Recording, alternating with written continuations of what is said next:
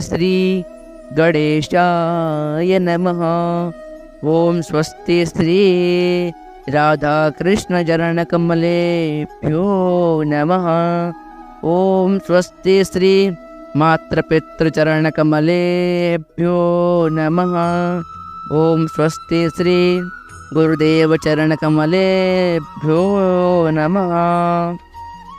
लंबोदरं परमसुंदरमेकदंतं रक्तांबरं त्रिनयनं परमं पवित्रम् दिवाकरकरो ज्वलकायकान्तं विघ्नेश्वरं सकलविघ्नहरं नमामि। जय जय श्री राधारमण, जय जय नवल किशोर, जय गोपी चित्त चोर प्रभु, जय जय माखन चोर।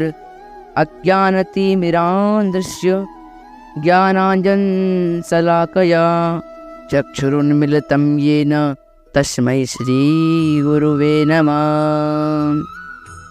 आइए हनुमंत विराजिए, मैं कथा करूं मति अनुसार।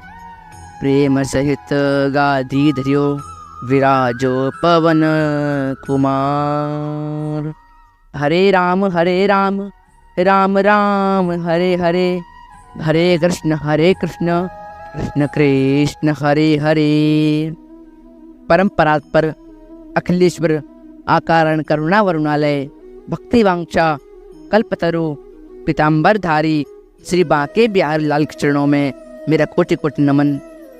परम आराध्य लाडली श्री विश्वानंदनी किशोरी राधा रानी के चरणों में मेरा कोटि कोटि प्रणाम। इस कथा को श्रवण कर रहे जीव जंतु सभी के हृदय में विराजमान मेरे गोविंद के चरणों में 10 का कोटि कोटि प्रणाम। भक्तों, आइए कथा में प्रवेश करते हैं। आज प्रभु नरसिंह ने हिरण्यकश्यप के हाथ में पकड़ा और चूहे बिल्ली का खेल खेलने लगे, कभी छोड़ते कभी पकड़ते। अब प्रभु को इतना क्रोध आया कि प्रभु ने अपने नाखूनों को बढ़ाया और हिरण्यकश्यप को अपनी गोद में उठाया। प्रभु ने कहा कि तू अपने सारे वरदान याद कर ले।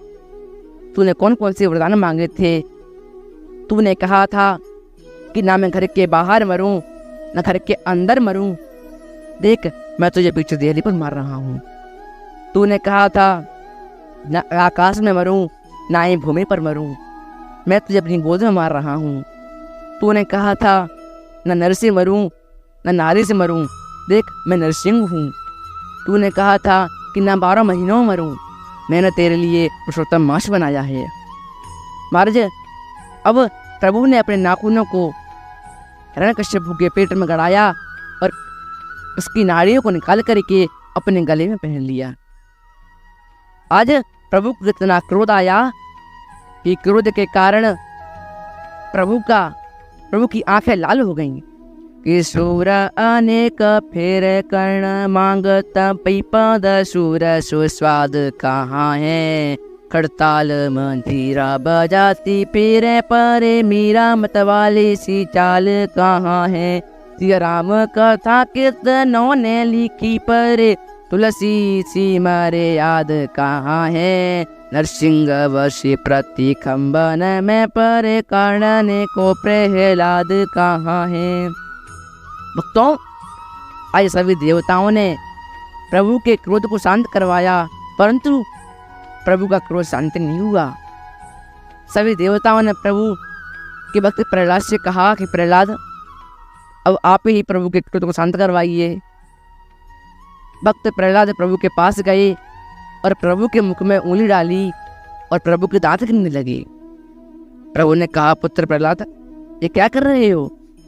प्रहलाद जी ने कहा, प्रभु आपके दांत गिन रहा हूँ। इतना सुन करके प्रभु को हंसी आने लगी। सभी देवताओं ने पुष्पों की वर्षा की है। अब प्रहलाद जी ने कहा कि प्रभु, जब से मैंने आपको देखा है न जाने मुझे क्या हो गया है।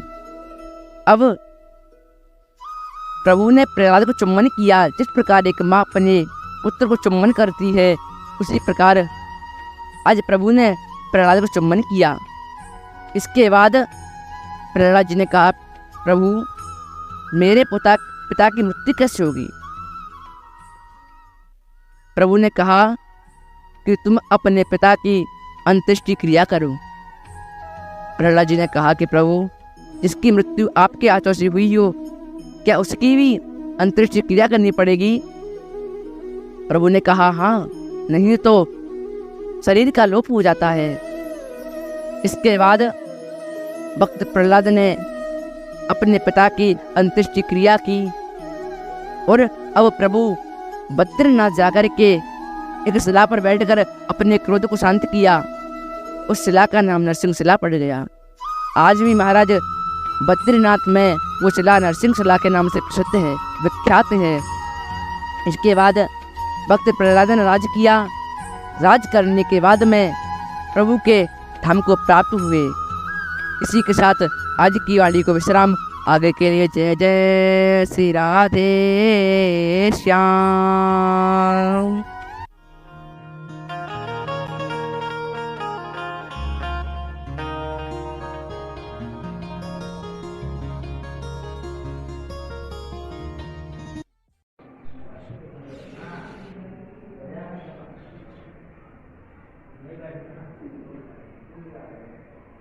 आ जाओ।